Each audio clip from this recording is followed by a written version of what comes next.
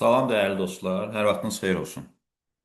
Elektron imza və elektron sənəd haqqında qanunun artıq davamına başlayırıq və birinci növbədə 11-ci maddədən başlayaq. Sertifikatın verilməsi.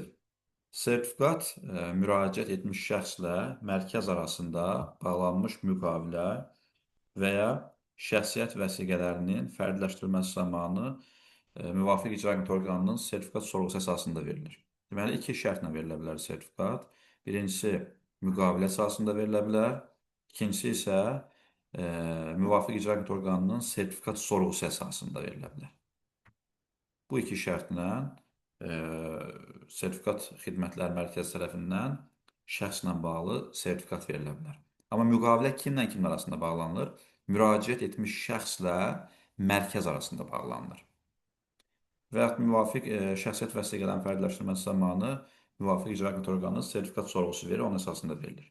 Sertifikat almaq istəyən fiziki şəxs, sertifikat almaq istəyən fiziki şəxsdən söhbət gedir. Mərkəzə, yəni sertifikat xidmətlər mərkəzinə şəxsiyyətini təsdiqləyən sənədi və bu qaydalarda müəyyənləşdirilmiş digər sənədləri təqdim etməlidir. Bu qaydalarda yox, ümumiyyətlə sertifikatın verilməsinə bağlı qaydalardan söhbət gedir. Həmin qaydalarda digər sənədlər ki var, həmin sənədləri təqdim etməlidir. Mərkəzə nəyə verməlidir? Şəxsiyyətini təsdiq edən sənədi və digər sənədləri. Təkmil sertifikat almaq üçün akkreditə edilmiş mərkəzə müraciət olunmalıdır. Bax, görürsünüz, adi sertifikat üçün sertifikat xidmətlər mərkəzinə, təkmil üçün isə akkreditə olunmuş mərkəzə müraciət olunmalıdır. Şəxsiyyət vəsiqələrinin fərdləşdirilməsi zamanı sertifikatın verilməsi müvafiq icra hakimiyyəti orqanının təsdiq etdiyi Azərbaycan Respublikası vətəndaşının şəxsiyyət vəsiqəsi haqqında qanunun tətbiqi barəsində əsasnamə var. Həmin o əsasnamə ilə müəyyən olunmuş xüsusiyyətlər nəzərə alınmaqla bu qanuna uyğun verilir. Deməli, soruşulsa ki, sertifikat nəyə uyğun verilir? Bu qanuna uyğun verilir. Nəyə nəzərə almaqla? Şəxsiyyət vəsiqəsi haqqında qanunun tətbiqi haqqında əsasnamə ilə müəyyən olunmuş xüsusiyyətləri nəzərə almaqla. Amma bu qanuna uyğun həyata keçirilir. O xüsusiyyətləri nəzərə alır, bu qanuna uyğun verir. Sertifikat verildikdən sonra mərkəz bu qanuna müvafiq olaraq onun qüvvəsini dayandıra bilər, bərpa eləyə bilər və yaxud da ləğv eləyə bilər. Hər üçünə mərkəzin hüququ var. Sertifikat qüvvəyə minənə qədər mərkəz onun barəsində məlumatları reyestrə daxil edir. Deməli, qüvvəyə minənə qədər mərkəz həmin sertifikatla bağlı məlumatları reyestrə daxil edir və reyestrdə sertifikatın vəziyyətindəki sonrakı dəyişikliklərin qeydiyyatını aparır. Sonrakı dəyişikliklərin qeydiyyatını aparır. Deməli, necə olur? Sertifikatın qüvvəyə mindiyi vaxta qədər mərkəz sertifikatla bağlı məlumatları reyestrə daxil edir və reyestrdə sertifikatın vəziyyətindəki sonrakı dəyişikliklərin də qeydiyyatını aparır eyni zamanda. Sertifikatın verilməsi və reyestrin aparılma qaydaları, yəni sertifikat necə verilir, reyestr hansı qaydada aparılır, aparılma qaydaları, ona daxil edilən məlumatların tərkibi müvafiq icra hakimiyyəti orqanı tərəfindən müəyyənləşdirilir. Necə verilsin, reyestr necə aparılsın, sertifikatın tərkibində hansı məlumatlar olsun və bunları müvafiq icra hakimiyyəti orqanı müəyyənləşdirir. Sertifikata əsasən aşağıdakı məlumatlar daxil edilir. Soruşulsa ki, sertifikatın tərkibinə hansı məlumatlar daxildir? Bunlar aşağıdakı məlumatlardır. Birincisi, sertifikatı verən mərkəzin adı və ünvanı. Yəni, sən bu sertifikatı hardan almışsan, hansı sertifikat xidmətləri mərkəzindən almışsan, ünvanı deyəndə Azərbaycanda yerləşir, yoxsa Rusiyada yerləşir və ya Türkiyədə yerləşir, fərqi yoxdur. Sertifikatın seriya nömrəsi bu göstərilməlidir. İmza sahibinin adı, yəni imzanı mənim üçün alırlarsa, mənim adımdan söhbət gedir. Sahibinin adı, atasının adı, soyadı və istifadə üçün göstərdiyi təxəllüs. Yəni, hansı təxəllüslə sən bu sertifikatdan istifadə edəcəksən, şərt deyil ki, təxəllüs olsun. Adətən göstərmirlər, amma göstərilə bilər. Sertifikatın qüvvədə olma müddəti, yəni hansı müddətdə qüvvədədir, nə vaxt artıq etibarlıdır, nə vaxta qədər etibarlıdır. Başladığı vaxt, bitdiyi vaxt və tarix. İmza sahibinin imza yoxlama məlumatı, yəni mənim haqqımdakı məlumat necə yoxlanılacaq? İmza yoxlama məlumatının istifadə ediləcəyi imza vasitələrinin adı, imza vasitələrinin adı sertifikatda göstərilməlidir. Sertifikat kağız daşıyıcıda verildikdə, əgər kağızda verilibsə bu sertifikat, mərkəzin rəsmi blankında, mərkəzin rəsmi, yəni sertifikat xidmətləri mərkəzinin blankından söhbət gedir. Firminin blankında tərtib olunur. Keçən dərsdə bunu demişdim mən. Kənarları çəhrayı rəngdə haşiyəyə alınmış, çərçivəyə alınmış bir A4 ölçüdə kağızdır. Onun blankında tərtib olunur kağızda veriləndə səlahiyyətli şəxsin əl imzası və möhürlə təsdiq olunur. Sertifikat elektron formada verildikdə isə onu verən mərkəzin, elektron formada veriləndə, onu verən mərkəzin gücləndirilmiş imzasına təsdiq olunur. Mərkəzin gücləndirilmiş imzasına təsdiqlənir. Demək, kağızda veriləndə mərkəzin rəsmi blankında tərtib edilir. Səlahiyyətli şəxs ona əl imzası çəkir və möhürlə təsdiq edir. Lakin elektron formada verildikdə isə mərkəzin gücləndirilmiş imzası ilə təsdiq edilir. Təqdim edilmiş məlumatlar imza sahibinin dəqiq identikləşdirməyə imkan verdikdə şəxs göstəricisi kimi təxəllüsdən istifadə edilə bilər. Yəni, sənin verdiyin məlumatlar sənin kim olduğu identikləşdirməyə imkan verəndə, yəni tam olaraq bilinir ki, bu məlumatlar əsasında şəxsin kimliyini ortaya çıxara bilirsən də, sən bu zaman təxəllüsdən istifadə edə bilərsən. Bu halda imza sahibinin təxəllüsdən istifadə etməsi sertifikatda aşkar qeyd olunmalıdır ki, bu adam öz adından yox, təxəllüsdən istifadə edir. Fiziki şəxslərə verilən təkmil sertifikatda əlavə olaraq aşağıdakı məlumatlar da göstərilir. Normal veriləndə yuxarı saydığımız məlumatlardır. Lakin bu fiziki şəxsə verilirsə, yuxarıdakı məlumatlar onsuz da olmalıdır. Əlavə olaraq aşağıdakılar da göstərilməlidir. Sertifikatı verən akreditə edilmiş mərkəzin adı. Məsələn, bax, adi sertifikatda 6 dənə məlumat var da yuxarıda. 12.11-dən başlayır 12.1.6-ya qədər. Bunlar onsuz da olmalıdır. Amma fiziki şəxslərdə bu 6 dənəsindən əlavə burada verilmiş 4 dənə məlumat var, onlar da olmalıdır. Sertifikatı verən akreditə edilmiş mərkəzin adı və ünvanı, əgər fiziki şəxsə verilibsə. Təkmil sertifikat olması barəsində qeyd. Amma bu lisansından söhbət gedir. Bir var yuxarıda sertifikat, adi sertifikatdan söhbət gedirsə, yuxarıdakı 6 dənə məlumatdır. Lakin fiziki şəxsə verilən təkmil sertifikatdan söhbət gedir burada. Adi sertifikatdan yox. Fiziki şəxsə verilən adi sertifikatda yuxarıdakı 6 dənə məlumatdır. Lakin fiziki şəxsə verilən təkmil sertifikatda əlavə 4 dənə məlumat var. Çünki bu təkmildə ona görə akreditə edilmiş mərkəzin adı və ünvanıdır. Təkmil sertifikat olması ilə bağlı qeyddir. Yəni, bilinsin ki, bu təkmil sertifikatdır. Sertifikatın istifadə sahələri və məhdudiyyətləri və sertifikat şəxsiyyət vəsiqələrinin fərdləşdirilməsi zamanı müvafiq icra hakimiyyəti orqanının sorğusu əsasında veriləndə həmin orqanın adı, yəni hansı orqanın sorğusuna verilib bu sertifikat, bax, o orqanda adı olmalıdır. Fiziki şəxslərə verilən təkmil sertifikat onu verən akreditə edilmiş mərkəzin gücləndirilmiş imzası ilə təsdiq edilir. Bunu zaten biz yuxarıda öyrənmişdik də. Biz öyrəndik ki, sertifikat əgər elektron formada verilirsə, onda elektron imza ilə təsdiqlənir, mərkəzin gücləndirilmiş elektron imzası ilə. Lakin təkmil sertifikatda təbii ki, akreditə edilmiş mərkəz verdiyinə görə, akreditə edilmiş mərkəzin gücləndirilmiş imzasına təsdiqlənməlidir həmin sertifikatda. Akreditə edilmiş mərkəzə verilən təkmil sertifikatda hansı məlumatlar göstərilir? Yəni, akreditə edilmiş mərkəzin özünə də təkmil sertifikat verilə bilər. Həmin o sertifikatda nələr göstərilir? Yenə də sertifikatı verən orqanın adı və ünvanı, orqan hansıdır, hansı ünvanda yerləşir, təkmil sertifikat olmasına bağlı qeyd göstərilməlidir. Sertifikatın istifadə sahələri və məhdudiyyətləri olmalıdır. Bax, bu, akreditə edilmiş mərkəzin özünə verilmiş təkmil sertifikatdır. Bir var ki, akreditə edilmiş mərkəzin fiziki şəxsə verdiyi təkmil sertifikat, o 12.4-də qeyd olunur. Bir də var ki, 12.6-da akreditə edilmiş mərkəzin özünə təkmil sertifikatı verirlər. Akreditə edilmiş mərkəzə verilən təkmil sertifikat onu verən orqanın gücləndirilmiş imzası ilə təsdiq edilir. Bax, fiziki şəxsə verilən təkmil sertifikat təsdiq edən hansıdır? Akreditə edilmiş mərkəz gücləndirilmiş imza ilə təsdiq edir. Adi sertifikatı verən mərkəz nəyə təsdiq edir? Gücləndirilmiş imzasını həmin sertifikat təsdiq edir, elektron qaydadadırsa. Lakin akreditə edilmiş mərkəzin özünə verilən təkmil sertifikatı isə verən orqanın gücləndirilmiş imzasını təsdiqlənir.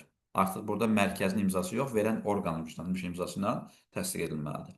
Sertifikata daxil edilən digər məlumatlar mərkəzlə imza sahibi arasında bağlanmış müqavilədə göstərilir. Digər məlumatlar harda göstərilir? Mərkəzlə imza sahibi arasında. Bunların arasında bağlanmış müqavilədə göstərilir. Sertifikat aşağıdakı hallarda etibarsız sayılır. Yəni sertifikat verilirsən, amma onun heç bir etibarı yox, heç bir hüquqi qüvvəsi yox deyək də. Qanunvericiliyə müvafiq qaydada verilmədikdə. Yəni bu qanunvericinin tələblərinə uyğun deyil. Bu bir. Qüvvədə olma müddəti bitdikdə. Bu iki. Sertifikatı verilmiş mərkəzin gücləndirilmiş imzası həqiqi olmayanda. Axı mərkəz bunu gücləndirilmiş imza ilə təsdiqlənməlidir və təsdiqləyib, amma ki, həqiqi deyil onun imzası. Sertifikatın qüvvəsi dayandırılmış və yaxud da ləğv edilibsə, artıq bunu da etibarsız sayırıq. Bir də sertifikatda qeyd olunmuş münasibətlərdə istifadə olunmayanda, orada qeyd olunmuş münasibətlərdə düzgün, yəni təyinatı üzrə istifadə edilməyəndə artıq bu etibarsız sayılmanın şərtlərindən biri hesab olunur. Sertifikatın qüvvəsinin dayandırılması və bərpa edilməsi. Sertifikatın qüvvəsi mərkəz tərəfindən aşağıdakı hallarda dayandırılır. Bax, etibarsız sayılma hallarını saydıq. Bir də var dayandırılması. İmza sahibi özü aktiv sertifikatı var. Birdən-birə gedib müraciət edir ki, mənim sertifikatımın qüvvəsini dayandırın. İmza sahibi müraciət eləyəndə dayandırırlar. Qanunvericiliyə və yaxud da müqaviləyə əsasən səlahiyyətli şəxsin, yəni səlahiyyətli şəxs məsələn orqan deyək də, orqan öz əməkdaşından sertifikat alıb, orqan müraciət edir ki, mənim əməkdaşıma verilən sertifikatın qüvvəsini dayandırın. Onun müraciət əsasında ola bilər. Sertifikatın verilməsi üçün əsas olan məlumatların düzgünlüyünə və yaxud da imza sahibinin imza yaratma məlumatlarının təhlükəsizliyinə mərkəzin əsaslı şübhələri olduqda, adi şübhə yox, əsaslı şübhələr olanda sertifikatın qüvvəsi mərkəz tərəfindən dayandırılır. Sertifikatın qüvvəsinin dayandırılması barədə mərkəz dərhal imza sahibinə müraciət etmiş səlahiyyətli şəxsə məlumat verir. İmzanın sahibinin müraciəti ilə isə onun özünə məlumat verir və ya ki, müraciət etmiş səlahiyyətli şəxsə məlumat verir. Və sertifikatlar reyestrində bununla bağlı müvafiq qeyd aparır. Reyestrdə qeydiyyat aparılmalıdır ki, bunun qüvvəsi dayandırıldı artıq. Bu qanunda göstərilmiş yuxarıda saydığımız hallar ki var, sertifikatın qüvvəsinin dayandırılmasına bağlı hallar 13.1.3. Həmin bu dayandırılması hallarında sertifikatın qüvvəsi 48 saatdan artıq dayandırıla bilməz. 48 saatdan o tərəfə keçməli deyil bu dayandırılması. Yəni sən bunu maksimum 48 saat dayandıra bilərsən. Amma bir də var ki, sertifikatın hüquqi qüvvəsi aşağıdakı hallarda bərpa edilir. Sən bunu dayandırmısan, dayandırandan sonra bunu yenidən bərpa etmək mümkündür. Hansı hallarda bərpa edilir? Bərpa edilmə hallarını sayaq indi. Birincisi, sertifikatın qüvvəsinin dayandırılmasını tələb etmiş imza sahibinin müraciəti. Yəni, mən özüm müraciət etmişdim ki, mənim imzamın müddətini dayandırın, ləğv eləyin, yoxa dayandırın. Sonra təzədən deyirəm ki, lazım deyil, yəni artıq bərpa edə bilərsiniz. Yəni, dayandırmağa ehtiyac yoxdur. Tələb etmiş şəxsin, imzanın sahibinin daha doğrusu müraciəti ilə və yaxud da ki, səlahiyyətli orqanın şəxsin icazəsi ilə. Yəni, tutaq ki, orqan öz əməkdaşının imzasının qüvvəsini dayandırıb, yenidən icazə verəndə onun müddəti bərpa olunur. Yəni, qüvvəsi bərpa olunur. Bu halda ikincisi də ki, mərkəz tərəfindən görülmüş tədbirlər nəticəsində əsaslı şübhələr olanda dayandırılırdı. Həmin əsaslı şübhələr aradan qaldırılanda. Bunda da yenidən bərpa olunur. Dayandırılmış sertifikatın qüvvəsi yenidən bərpa olunur. Amma mərkəz tərəfindən bu tədbirlər görülür. Sertifikatın qüvvəsinin dayandırıldığı müddət başa çatanda, məsəl üçün, sən müraciət etmişdin ki, mənim sertifikatımın müddətini 30 saat müddətinə dayandırın. 30 saat müddət başa çatan kimi avtomatik bərpa olunur. Zaten sertifikatın müddətinin dayandırılmasına bağlı məsələlərdə qeyd olunub ki, hamısında yox. İmza sahibinin müraciətində, qanunvericiliklə səlahiyyətli şəxsin müraciətində burada müddət yoxdur. Amma əsaslı şübhələrlə bağlı sertifikatın müddəti maksimum 48 saat dayandırıla bilər. Çünki baxın 13.1.3 əsaslı şübhələrlə bağlı məsələdir. mərkəz tərəfindən əsaslı şübhələr olanda 48 saat dayandırmaq olar. Amma imza sahibinin müraciəti ilə və yaxud da ki, imzanın verilməsini istəyən, deyək ki, sən idarənin işçisisən, idarə sənin üçün imza alır da. İdarənin orqanı müraciəti ilə bu 3 gündə dayandırıla bilər, 15 gündə dayandırıla bilər. Bununla bağlı bir məhdudiyyət yoxdur. Yalnız 48 saat o hala şamil olunur ki, bu mərkəzin əsaslı şübhələri ilə bağlı dayandırılır. Həmin əsaslı şübhələr də ki, aradan qaldırılanda onun müddəti, onun hüquqi qüvvəsi yenidən bərpa edilir. 3 halda bərpa edilir. Tələb etmiş şəxsin imza sahibinin özünün müraciəti ilə dayandırılmasını ləğv edir ki, artıq bərpa edə bilərsiniz və səlahiyyətli şəxsin icazəsi ola bilər ki, bərpa olunsun. İkincisi, mərkəz tərəfindən əsaslı şübhələrə görə dayandırılmışdırsa, həmin şübhələr aradan qalxanda bərpa olunur və dayandırıldığı müddət, tutaq ki, sən demişdin ki, 9 gün müddətində dayandırılsın. Dayandırıldığı müddətdə başa çatanda 9 gün müddət bitən kimi, artıq nümunə kimi 9 deyirəm ha, 9 gün müddət bitən kimi sertifikatın müddəti yenidən bərpa edilir.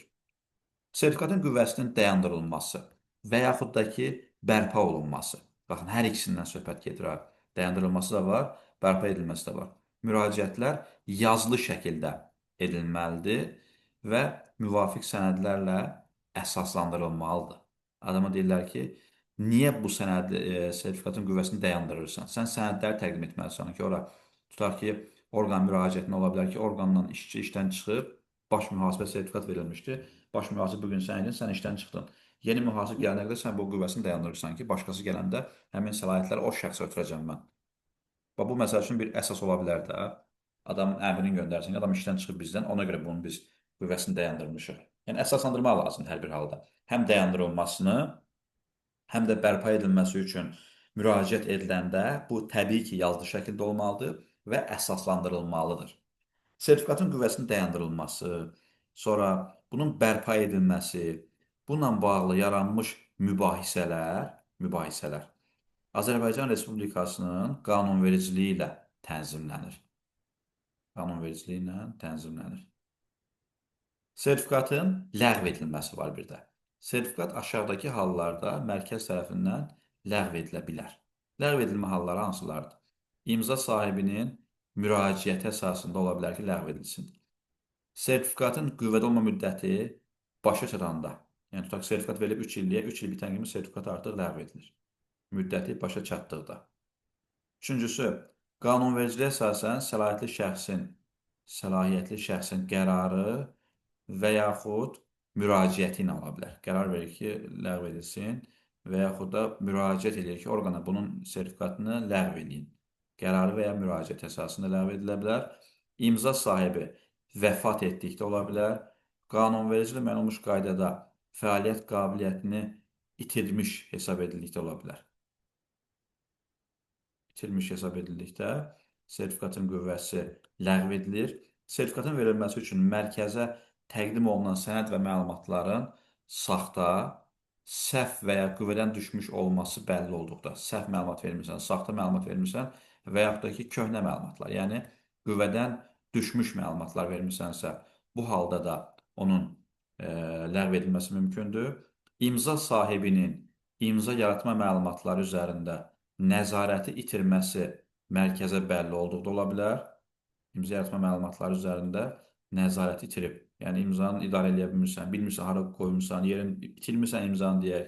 Bunlar mərkəzə bəlli olanda sonra onda qeyd olunmuş münasibətlərdə, yəni sertifikatın bir təyinatı var, həmin təyinatlara uyğun istifadə edilmədikdə, qeyd olunmuş münasibətlərdə istifadə olunmadıqda.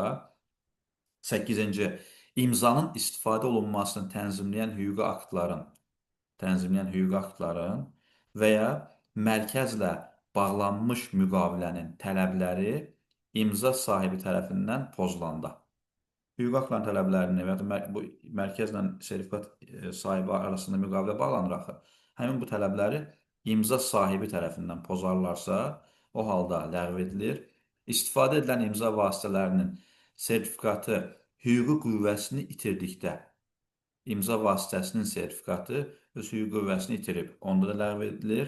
Bir də qanunvericiliklə müəyyən olunmuş digər hallarda. Bu hallarda da sertifikat öz hüquqi qüvvəsini itirir, yəni daha dəqiq desək, sertifikat ləğv edilir. Sertifikatın qüvvəsinin ləğv edilməsi barədə imza sahibinə müraciət etmiş səlahiyyətli şəxsə məlumat verilir. Mərkəz imzanın sahibinə məlumat verir ki, sənin sertifikatını ləğv elədik biz.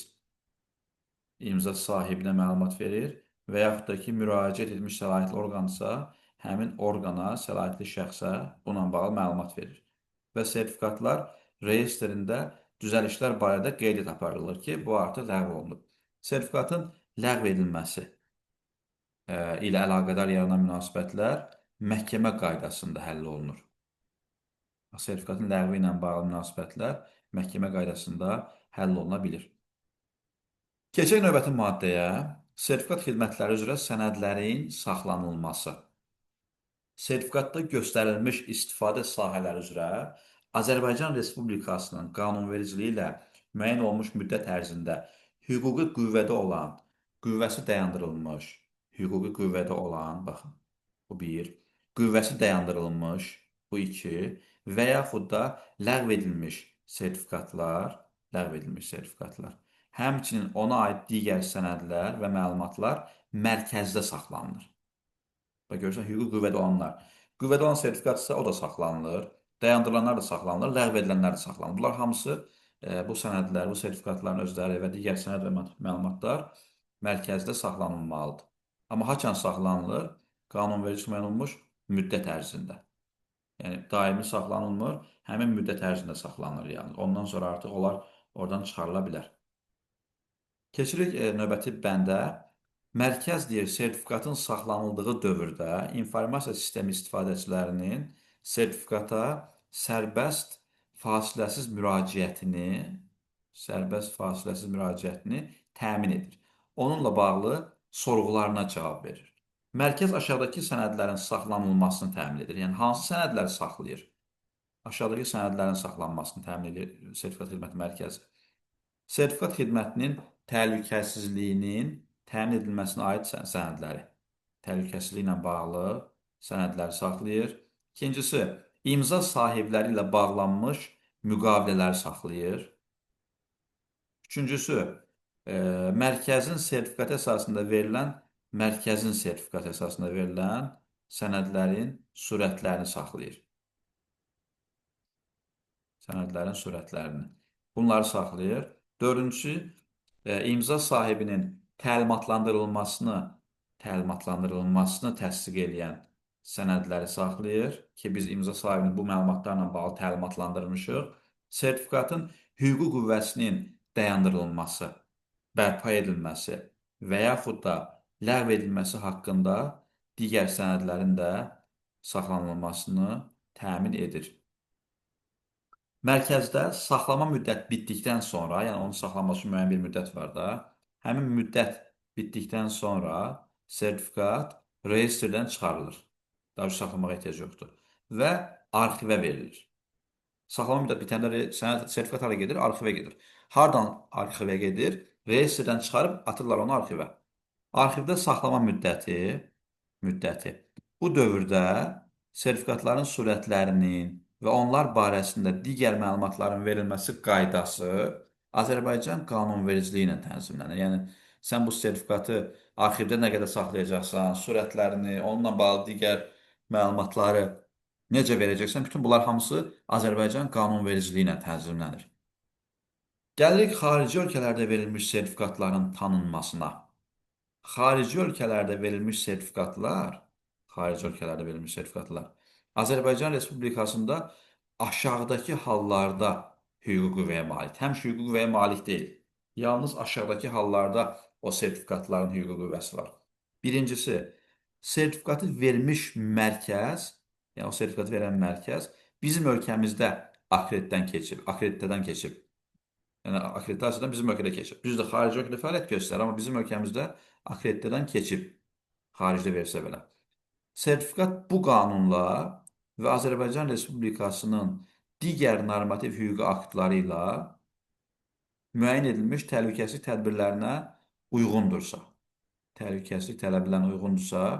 onda da hüquqi qüvvəyə malikdir, xaricdə verilməsinə baxmayaraq.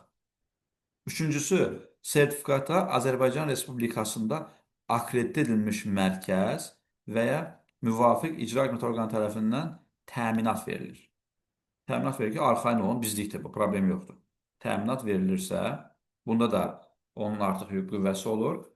Dördüncüsü isə sertifikat Azərbaycan Respublikasının tərəfdar çıxdığı dövlətlərarası müqavilələrdə nəzərdə tutulmuş xarici mərkəzlər tərəfindən verilibsə, dövlətlərarası müqavilələrə uyğun olaraq, özü tərəfdar çıxdığımız dövlətlərarası müqavilədən söhbət gedir.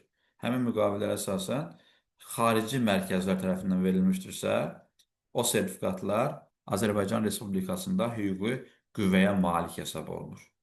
Burada saxlayaq, çünki çox uzun olmağını da istəmirəm ki, yorulmayasınız. Hissə-hissə dinləyin ki, həm beyniniz çox yorulmasın, həm də mənimsəmək daha yaxşı olsun.